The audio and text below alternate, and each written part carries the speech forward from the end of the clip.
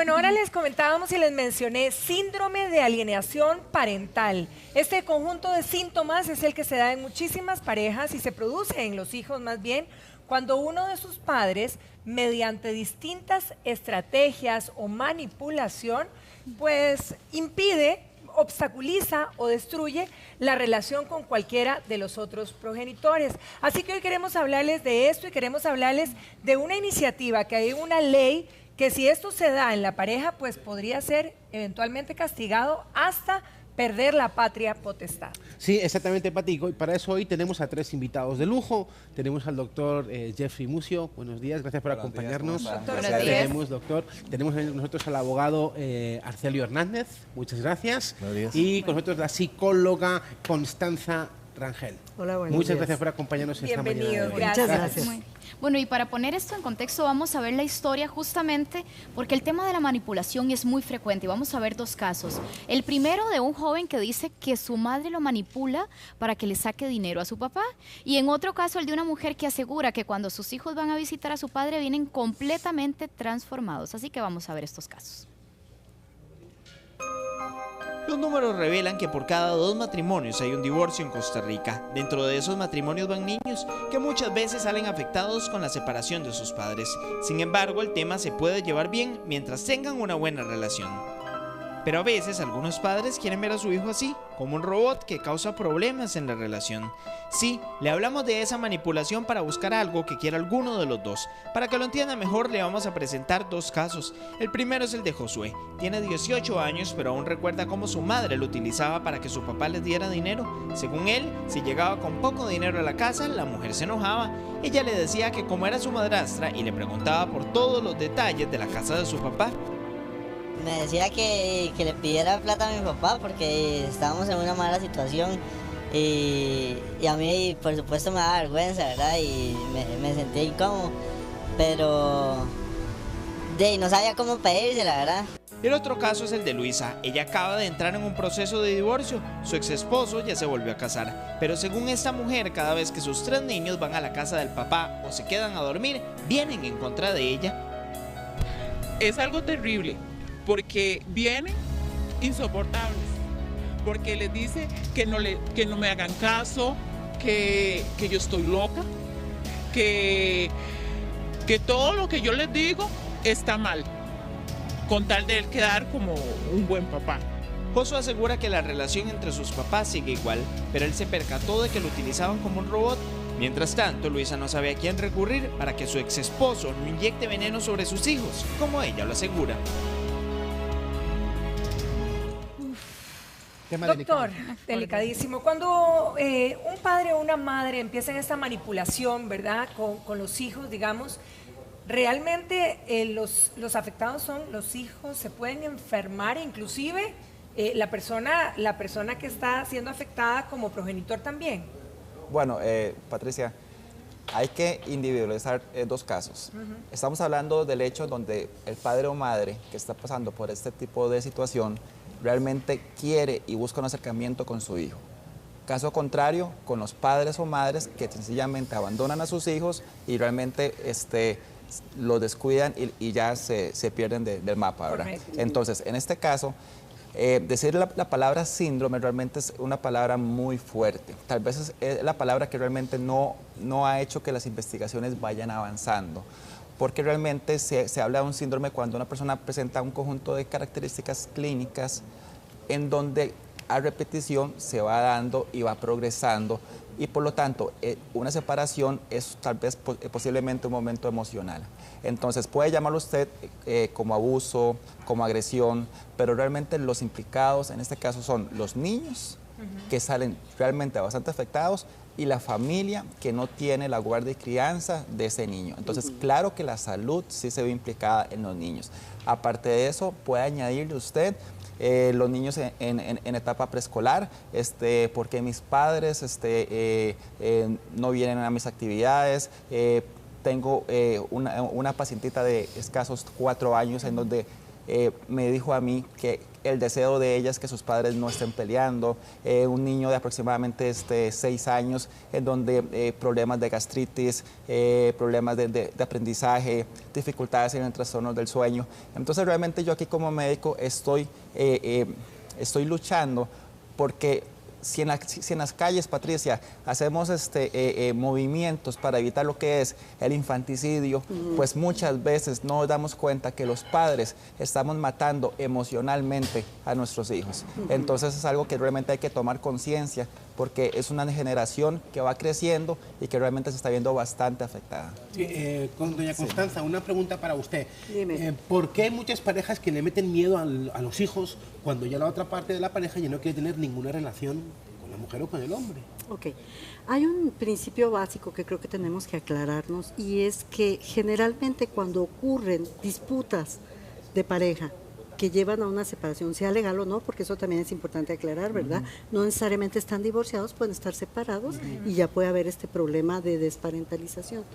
¿Qué ocurre? Que cuando tú me dejaste a mí, yo quedo furiosa con vos, quedo resentida. Entonces, toda esta ira que yo tengo porque me despreciaste, entre comillas, que no es cierto, ¿cómo lo voy a canalizar si sé que vos amás a tus hijos y te moves por tus hijos?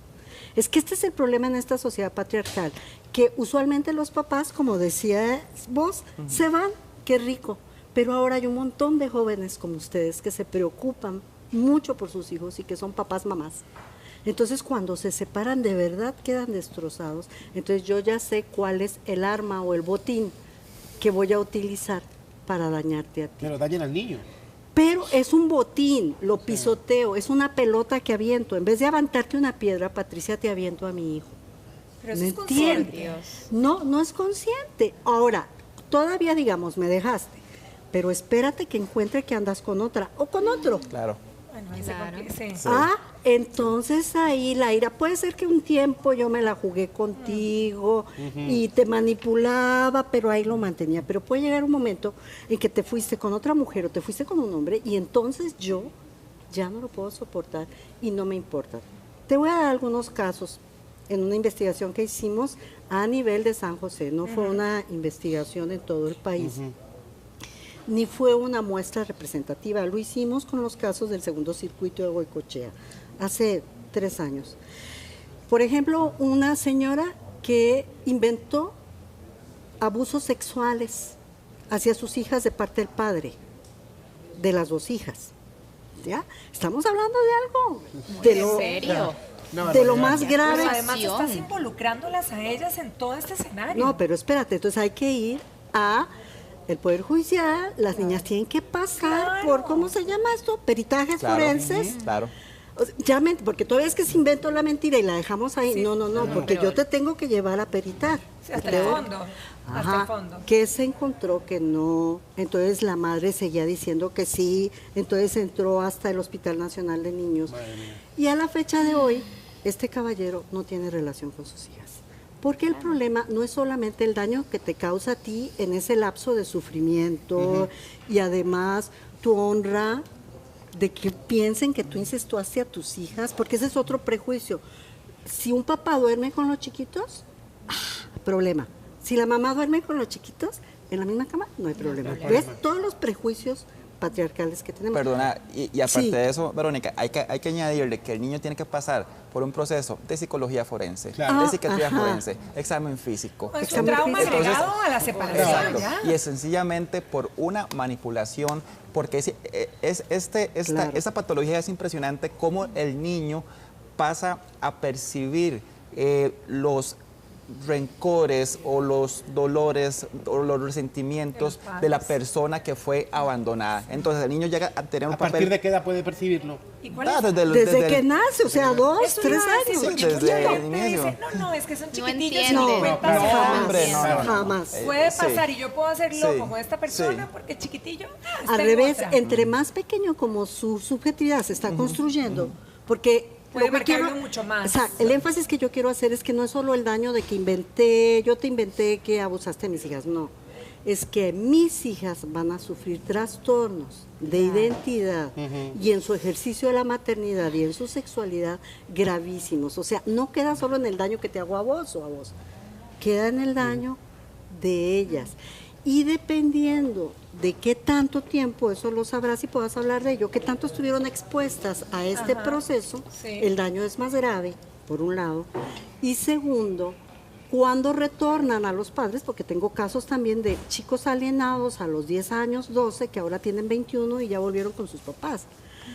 Pero igual ya quedó... Ya perdió, el daño de alguna manera está hecho. Sí. Pero bueno, también hay una situación, ¿verdad? Que hay una iniciativa de reformar o hacer algunos cambios en la ley justamente por esta situación, y Arcelio tal vez nos puede ayudar porque hay detalles que se están valorando. Por ejemplo, no ridiculizar los sentimientos de los niños hacia su padre, hacia aquella persona que tal vez ya no está presente ahí, e inclusive también una situación de no incentivar que haya rencores hacia esa parte que no está presente, porque también hay situaciones de este tipo. Así que, ¿nos puede hablar un poquito, abogado, sobre esta reforma que se quiere ver en la ley? Sí, claro. Bueno, hay varios esfuerzos que se han llevado a la Asamblea Legislativa para venir a mitigar un poquito de estos daños que los menores sufren cuando hay una relación muy conflictiva. Generalmente hablamos de un divorcio donde las partes están en pleito. Y el problema es que muchas personas, por una falta de madurez, no saben deslindar los roles que hay cuando una pareja termina, que dejan de ser pareja, pero siguen siendo padres.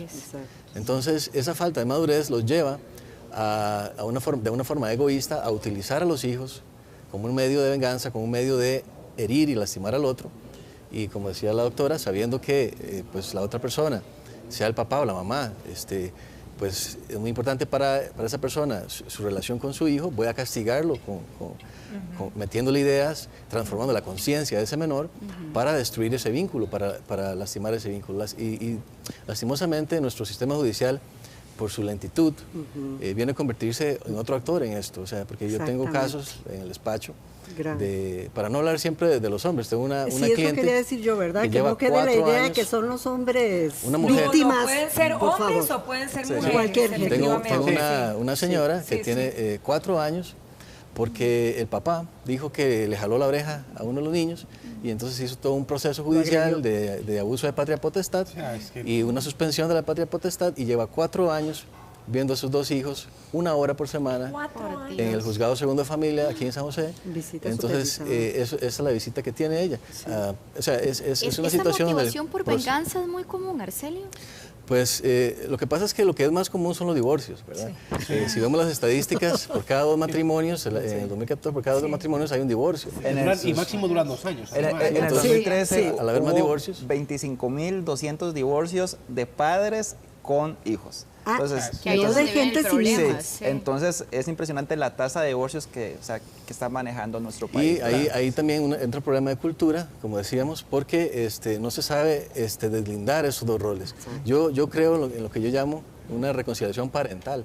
Es decir, hay un periodo como de duelo, de dolor, cuando hay una separación de la pareja, pero deben recordar que procrearon a un menor y que ese menor pues sigue siendo hijo de ambos y que necesita el amor de ambos, necesita compartir con ambos. No puede ser, por ejemplo, que en muchos países se considera al padre no custodio como un visitador, que tiene 4 días por mes, puede ver al hijo en un horario estricto.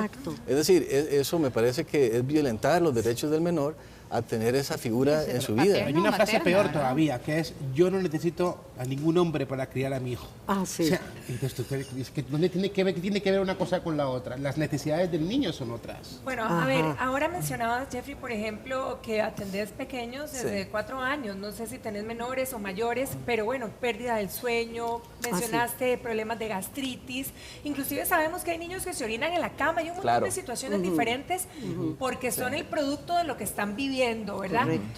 Realmente, ¿hasta dónde se puede llegar? Y si los papás somos realmente conscientes de que esto es un resultado de lo que está pasando arriba, ¿verdad? Hay un libro de una autora que se llama Meg Raker, que se llama Padres Fuertes, Hijas Felices, en donde habla muy claro que el ser humano, hombres y mujeres, deben de evitar ya pelear por las ideologías, porque los padres tenemos nuestras propias características y cualidades de ser padres y las mujeres tienen sus propias características y cualidades de ser mujeres. Entramos en un conflicto realmente de intereses y familiar, el niño se ve perjudicado. Sí, eventualmente problemas de anemia importante, pérdida de apetito, trastornos de sueño, pueden caer en el bullying inclusive, sí, ¿verdad? Claro. Entonces, es algo bastante grave. Las escuelas privadas y públicas deben de ser conscientes de estos casos y realmente darle seguimiento a estos niños que se están viendo bastante afectados. Un chequeo médico, bueno, eso debe de ir siempre asociado a la parte médica, psicológica y legal, claro. Porque es algo realmente con un integral. médico sensible, sí, con un médico correcto. Bueno, pero ahí verdaderamente en esa situación la mamá tiene que informar, porque a veces la escuela no sabe ni siquiera que los papás se están divorciando, claro. que están separados y con problemas. Eso es algo que hay que recomendar. Tienes que recomendar eso. Pedir ayuda. O informar al menos y decir, yo lo que les digo a muchas mamás, discúlpame, es en la escuela ¿cuántas horas pasan los chicos en la escuela? Mucho más. ¿Cuántas horas pasan? Sí. Sabes más que con nosotros. Claro. ¿Sí? Entonces, a la maestra hay que tenerla informada de todo. Y hay mamás que me dicen, yo no tengo tiempo, no puedo ir a las reuniones. Mi amor, ahora por suerte tenemos posibilidades digitales increíbles para comunicarnos con la teacher. Sí. Yo conozco que le mandan fotos a la teacher de algo y la teacher manda fotos de algo, ¿verdad? La maestra. Entonces, siempre informe a la maestra. Vea, mi esposo y yo estamos pasando por esto y esto y esto, está pasando aquí y acá, y entonces la maestra ya ahí puede poner atención, ahora sí cuenta. Sino que a veces cuando llegan a la oficina padres que están en conflicto, por ejemplo, se da mucho la situación de un papá que paga pensión, pero bueno, le impiden ver a su hijo y quiere saber cómo está, no sabe de él. La ley en el Código de Familia prevé la posibilidad de que el alimentante, el que está pagando una pensión, cada 6 meses para los hijos menores de 12 años puede pedir un examen médico por un especialista de la caja. Eso está en la ley, muchas personas no lo saben. Algunos jueces no están muy familiarizados con esto porque pocos hacen ejercicio de este derecho. Pero usted como padre alimentante o como madre alimentante tiene derecho a saber cuál es el estado de la salud de su hijo y eso es algo que se puede pedir al juzgado. Perdón, y otra cosa que quería decir que tiene que ver con esto para que los papás y las mamás sepan. Que hay algunas juezas y jueces que ya se están concientizando de esto. Correcto. Sí, hay juezas y juezas muy concientizados.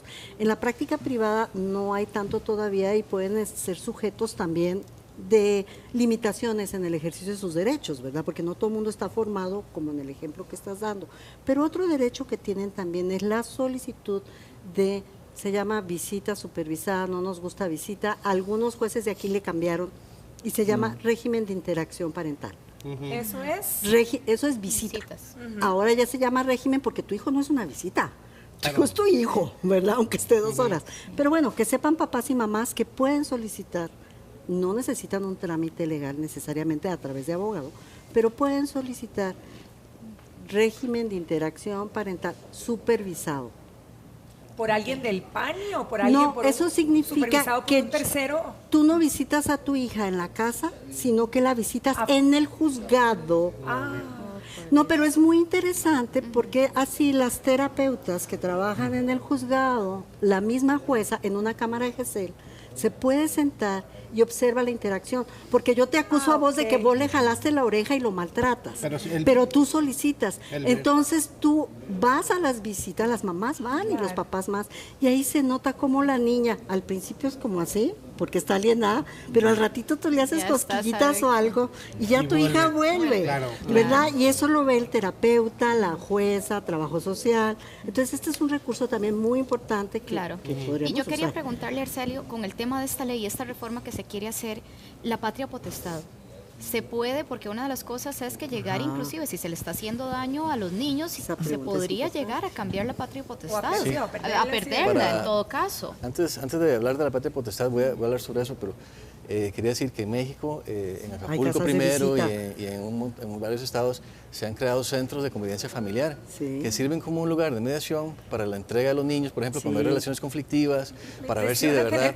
Me impresiona tener que llegar a eso. Para ver si de verdad, porque a veces dicen, no, es que la niña tiene, tiene gripe. Patricia. Entonces no va a poder ir con usted porque tiene gripe. Ahí hay un equipo disciplinario que va a juzgar si de verdad la niña puede o no puede ir ese día con la visita. Tiene examen, tiene que estudiar, no puede pero ir contigo, no quiere ir contigo. Es necesario, porque si no, ahora que vamos a hablar de la patria potestad, hay personas que son tan poco maduras que si no es de una manera así, que coercitiva, que la obliguen a, no van a permitir las visitas, no van a permitir que haya esa interrelación familiar. Entonces, primero entendamos la patria potestad, que básicamente se compone de 5 atributos. Digamos, la administración de los bienes del menor, su representación, yo lo represento, y digamos, la guarda, crianza y educación, que a veces se creen que son la misma cosa, pero en realidad no tienen por qué hacerla. Y hay otro proyecto de ley también que anda por allí, que está impulsando algunas organizaciones, que trata con la crianza compartida. Entonces, como la custodia, la guarda, esta vez es tan problemática, ¿verdad? Que las personas no quieren que haya una custodia compartida, donde esté igual tiempo y todo eso. Bueno, y que no necesariamente conlleva igual tiempo, por cierto, pero bueno, ahora se habla entonces también de una crianza compartida. Pero yo quiero ese derecho, digamos que si nos divorciamos, no tengo por qué perder todas mis potestades, todos mis atributos de la patria potestad. Claro. Y la Sala Constitucional ha dicho en una sentencia que los atributos son inseparables, a menos que haya una sentencia judicial. Entonces, la crianza compartida, pero por ejemplo, yo si solamente veo a mi hijo cuatro veces por mes, digamos, ¿qué impacto voy a tener en la crianza yo realmente de mi hijo? Mínima. Entonces, va como muy de la mano el tiempo que yo pueda compartir con él, la calidad del tiempo también, pero que los padres, en ejercicio de este principio de la corresponsabilidad, ¿verdad?, de los padres y de la paternidad responsable, que habla la ley de paternidad responsable, no es solo dinero, ¿verdad?, es también tiempo que se le debe a los hijos. Claro, y qué difícil, porque son muchísimas aristas, ¿verdad? Y a lo mejor, Jeffrey, algún tipo de anécdota o algún tipo que nos puedas compartir, porque realmente hay mucha gente viéndonos en casa que se puedan identificar con estos casos y de qué está pasando, porque somos nosotros los que estamos provocando esto, ¿verdad? Bueno, sí. Enfoquémonos también no solamente en el padre biológico, sino en el padre, aquel padre que llega a ser el papel realmente de un padre. Sí, también pueden verse afectados, definitivamente. Entonces, el padre biológico abandona, llega esta persona, se hace pareja de su esposa, ¿verdad? Se hace responsable de su hijo, hay una ruptura. Entonces, al final ese niño queda sin su padre biológico y sin la persona que lo llega a ver como un hijo. Entonces, realmente son cosas que, o sea, hay que, cada caso, por eso dije en principio, hay que individualizar cada caso. Sí, claro. Pero realmente aquí los perjudicados son tanto los niños como la parte que no tiene la guarda y crianza. Pero es cierto eso que dices, hay papás que quedan muy perjudicados porque no tienen derechos legales y ocurren las parejas homosexuales. Que yo he tenido varios casos en el consultorio de mujeres que tienen hijos. Sí. Y solo los apellidos los puedo tener, digamos yo, que la parí. Tú eres mi pareja, tú no tienes apellidos, vivimos juntas, somos esposas, criamos los niños. Yo me separo y ¿qué derecho tienes tú, Patricia, sobre las niñas? Ninguno, porque no tienes apellido. Volviendo a la pregunta de Verónica. Entonces, ahí el proceso de desparentalización se hace todavía más complicado. Sobre las consecuencias, perdón, yo me desvío un poquito. Digamos, el proyecto de ley lo que propone es que se pueda aplicar el artículo 151 del Código de Familia, se le agrega un inciso ahí donde dice que una causa de la suspensión o modificación de la patria potestad sea precisamente esa violencia hacia el otro progenitor, donde se destruye la relación, el vínculo familiar. Entonces, que eso sea algo que el juez pueda valorar para fines de suspender la patria potestad. Porque si se da eso, digamos, si la persona sabe, ok, si yo hago eso, si yo le meto ideas a mi hijo en la cabeza, le lavo el cerebro para que odie a su papá o a su mamá, eso me puede costar la guarda crianza de mi hijo. Entonces, ahora, pero eso llegar puede ser a ese una punto consecuencia. hasta que, o sea, me pregunto yo, ¿cuán preparado puede estar ese pequeño para irse a la casa con el papá o con la mamá, con el cual no ha vivido y que tiene una pésima imagen también? Estoy haciendo, es decir, no es tan fácil o tan sencillo. Pero se hace, ¿verdad? Que maneja este tipo de casos, Jeffrey, no es tan sencillo como decir, bueno, ahora sí se lo voy a quitar porque ella habla mal. Digo, hay que trabajarlo desde antes. La ley en México, que ya se pasó una ley en el Distrito Federal, prevé que en casos cuando haya dudas de que si el otro progenitor puede hacer un buen custodio, entonces se pasa el niño a una situación de un familiar cercano, el juez tiene que evaluarlo, pero tiene que haber una consecuencia. Si no hay una consecuencia para el padre alienador, para el padre que impide el contacto arbitrariamente, que no le importa que haya sentencia judicial, que no le importa un proceso penal por desobediencia a la autoridad, porque en este país también lamentablemente eso es lentísimo. Entonces tiene que haber una consecuencia que haga que esa persona cumpla con lo que el juez está ordenando. Y Constanza, una pregunta, ¿cuáles son las consecuencias emocionales a largo plazo que sufren estos chicos por no estar con su mamá o con su papá, perder ese contacto? Bueno, una de las más graves es el suicidio, llegando a la más grave, ¿verdad? Pero fundamentalmente es una cuestión de identidad, porque tu identidad no tiene congruencia. Nuestra identidad la hacemos a partir de las miradas que recibimos de todos los seres que nos aman.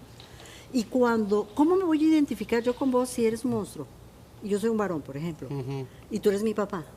¿Qué proceso de identificación puedo tener eso? ¿Qué puedo identificar yo como es la feminidad?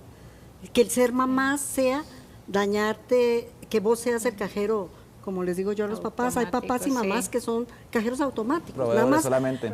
Para eso sirven, ¿verdad? Entonces es una cuestión identitaria, es una cuestión de tu identidad que puede, y además el proceso de desparentalización llega a un momento en que es irreversible. Hay varias etapas, hay etapas en que se puede trabajar, y quería señalar que la gente del segundo circuito de Goicoechea está haciendo cosas muy interesantes, las juezas, principalmente y jueces de familia, en donde mandan a procesos de mediación familiar para hacer esta aproximación que se hace difícil.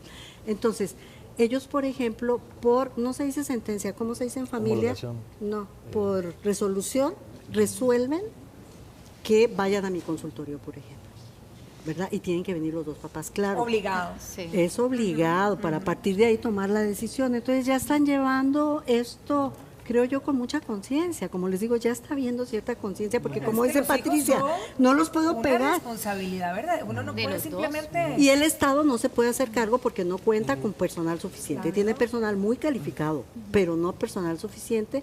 En México, sí, ya en estas casas que está mencionando él, son casas, porque a veces yo no puedo ir a tu casa porque te odio, ¿me entiendes? Y no me puedo ni enfrente. Entonces, ¿qué es lo que hace? Se entregan en un centro comercial, en un mall. En México ya hay una casa donde hay alguien que acoge al niño menor y después llega el papá y supervisan la interacción y hay un proceso terapéutico y de trabajo social. Y volviendo a la parte legal, Arcelio, ¿yo puedo acusar a mi ex por acoso o por manipulación?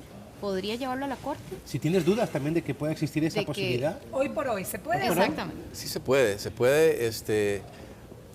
por ejemplo, la ley contra la violencia doméstica en Costa Rica, dichosamente es amplia, no se limita a, como en algunos lugares como en España, que hicieron una violencia de género, es solo la mujer la que puede acudir a ella. En este caso, tanto un papá como mamá, donde ha existido esa relación de pareja, ¿verdad? Esa relación de padres, ese es un vínculo que se puede utilizar para llegar a pedir medidas de protección y que un juez le ordene, un juez de violencia doméstica le ordena a esa persona que está acosando, que está a veces enviando fotos, a veces molestando o a veces también utilizando a los niños. Esta forma de violencia, de maltrato infantil, tenemos que crear conciencia, como dice la doctora. El 25 de abril es el Día Internacional de la Conciencia de la Alienación Parental. Es muy apropiado este tema que estemos tratándolo hoy por eso. Y va a haber actividades en todo el mundo. El 23, el sábado, por ejemplo, hay una actividad que se llama Burbujas de Amor. Aquí en Costa Rica también lo van a hacer ahí en la Plaza de la Cultura, como 11:30. Van a estar tirando, haciendo burbujitas de amor. Sí, es una actividad donde se expresa el amor, digamos, entre un padre y un hijo, o una madre y un hijo. Y es una oportunidad de crear conciencia. Y en el segundo circuito judicial hay personas allí, como el doctor David Ramírez, que han escrito una tesis doctoral sobre este tema. O sea, él escribió una tesis doctoral sobre este tema de la desparentalización, como dice la doctora. Entonces, hay que crear conciencia. Yo creo que si la cultura nuestra llega a tener un nivel de conciencia tan alto, donde pone en primer lugar a los niños, cuál es su mejor interés y el respeto a sus derechos. Los niños tienen un derecho, la Convención Internacional de los Derechos del Niño, en el artículo 9 dice que es un derecho del niño compartir con ambos progenitores aún estando separados ellos. Claro. Es un derecho de ellos que ambos, padre y madre, tienen que respetar. Luego también hay madres que dicen que es que a un niño de 4 años, yo no voy a obligar al niño de 4 años a que te vaya a ver. Un niño de 4 años no toma decisiones, agarra y dices, ve con tu papá. Y te dice, no, es que yo no lo quiero obligar. Y dices, no lo quiero obligar, o sea, tiene 4 años. Le dice, decide tú. Y después la responsabilidad de un niño de 4 años, y a los hijos míos de 17. O sea, son derechos fundamentales. Hay cosas que tocan, ¿verdad? Sí. Derecho a la vida familiar, derecho a la identidad, como decía la doctora. Es decir, ese niño tiene derecho de crecer con una identidad que incluya a ambas familias. Es decir, el divorciarse no quiere decir que ese niño tenga que perder relación con su papá y a veces hasta con toda su familia paterna. Ok, pero los abuelos, vámonos a los los tíos. casos, ¿verdad? Sí. A los casos reales y que me imagino que mucha gente en casa va a estar preguntándose. Claro. Ok, yo me separo. Necesito la pensión alimentaria porque si no, no saco a mis chicos adelante. Sí. Y esto causa sesgos y causa amargura y causa, ¿verdad? Entonces, ¿cómo manejar esa parte versus la otra de poder crear un clima ideal? Porque esa es la pregunta de todos. ¿Cómo hago? Jeffrey, en el caso, digamos, emocional y en el caso como doctor, y ahora Constanza también que me aportes. Facilita la pregunta, ¿verdad, Jeffrey? Es el meollo del asunto. ¡Qué divina voz! ¿Cómo se hace? En 3 minutos. Órale, Jeffrey. Ok, considero que separarse... Qué buena pregunta, Patricia. Y en vivo, ¿verdad? Humanos, sí, ¿verdad? Sí. Dile, ahorita te veo en los comerciales. Mira, Patricia, la parte de pensiones aquí el licenciado puede manejarla mejor que yo. Sin embargo, considero que lo importante es separar una pensión alimentaria con una relación emocional con su padre. Debemos de ser maduros. El adulto llega a ser inclusive después a comportarse como niños, porque entre ellos empiezan a reclamarse. Ay, mira, mi hijo está así por vos, mi hija es así por tu culpa, tu culpa. Al final no hay una comunicación correcta. O sea, separemos el dinero, que si bien es cierto, necesitan ellos, ¿verdad?, su dinero para subsistir. Pues ese es un tema totalmente aparte de pensiones alimenticias, ¿verdad? Pero sí debemos de separar eso de la parte emocional del niño, porque los hijos ocupan identidad definitivamente. Hay que tener madurez, que al final las consecuencias las van a pagar ellos. Es un asunto de madurez. O sea, se da la separación, se da el divorcio, pero, o sea, es un asunto consensuado. Ya hay dolor, sí hay dolor, pero el niño sigue amando a sus padres, ¿verdad? Sí. Exactamente. Igualmente hay niños que lanzan mensajes que uno siente que que han sido manipulados, ¿no? Sí, clarísimo. Totalmente. No, cuando le dicen al papá, es que eso es agresión psicológica. Y tienen 6 años. O sea, ¿me entiendes? Sí. O sea, uno los ve en el juzgado, ¿verdad? O yo entrevisto a las chiquillas y me dicen, es que mi padre es un agresor. Ok, tiene 4 años, 5 años. Constanza, ¿de dónde sacó esa palabra? Separar eso, separar la relación, todo el dolor que tenemos como pareja, con realmente darle un ámbito se necesita sano ayuda de a los terceros. chicos. Se necesita ayuda de tercero. Tienes que ir a abordar. Es como cuando tienes un resfrío y tú te la juegas con cosas de la farmacia, a cuando tienes que ir al médico ya, porque ya es una situación que no puedes manejar. Entonces hay que ir con una terapeuta o con un terapeuta, pero capacitado porque si tiene prejuicios de género, ya nos fregamos. Claro. ¿Verdad? Porque los papás no sirven, porque el papá no puede bañar a la chiquita, porque, ¿verdad? Tiene que ver mucho con cuestiones de género. Entonces tienen que ser terapeutas, abogados y médicos que estén muy ubicados en la cuestión de género y que estén ubicados en el concepto de interés superior de la persona menor de edad. Doctora, es muy importante lo que usted dice, y tal vez el licenciado me pueda apoyar, y ustedes. Hay jueces de la República que están pasando por un proceso de divorcio, de separación. Entonces, necesitamos también que los jueces sean imparciales en ese momento. Sí. De hecho, hay un juez que está a nivel de la República que está incentivando ya para que en el doctorado de familia este tema sea inculcado. Entonces, ser neutrales también, porque tal vez el juez está identificando en ese momento por lo que está pasando, y probablemente va a tener un rechazo hacia la parte. Pero pasa. Claro, pasa. Sí. Sí, exactamente. Y para terminar, porque sigo yo con la parte legal, es que el tema de la patria potestad es fuerte, y quiero conocer qué es lo que hace el juez para determinar a quién se la da, y también cómo se puede perder esa patria potestad. Ok. Bueno, el deber del juez es ver cuál es el mejor interés del niño, o sea, qué le conviene más al niño. Eso es lo fundamental. Lo que a veces se llama el interés superior del niño. No es que si el niño quiere ir a la playa, ese es el interés superior, hay que dejarlo ir a la playa y no a la escuela. Eso no es así. Es cuál es su mejor interés, y esto lo determinamos los adultos. El juez va a determinar, con vista también en los estudios, ¿verdad?, de profesionales. Aunque entrevistan a los chicos también. Sí, claro. Entrevistan a los chicos. Trabajo social, hacer un estudio que ojalá fuera más rápido, ¿verdad? Pero tiene que ser completo, tiene que abarcar a todas las partes en conflicto, o sea, tiene que visitar ese hogar, ver cómo es la relación de ese niño en ese hogar con su mamá, el tiempo que puedan dedicarle o con su papá, y allí es donde el juez va a tomar esa decisión que debe ser orientada por ese interés, qué es mejor para el niño. No qué le beneficia a la mamá, no qué le beneficia al papá, no.